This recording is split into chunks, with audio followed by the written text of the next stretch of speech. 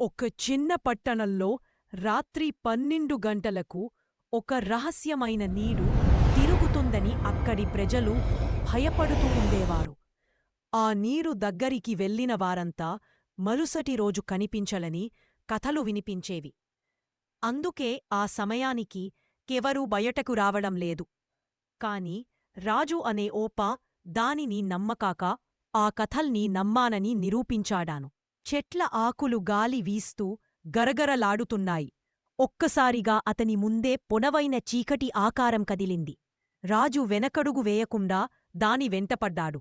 కాని ఆ నీడు ఒక్కసారిగా ఆగి అతని ముందే నిలబడి పెద్ద మానవాకారంలోకి మారింది. ఆ భయంకరమైన స్వరం వినిపించింది. ఎవరూ నా రహస్యాన్ని వెంబడిస్తారో వారు ఇకపై నా లోకానికి మాత్రమే చెందుతారు అని. రాజు గట్టిగా అరవడానికి ప్రయత్నించాడు.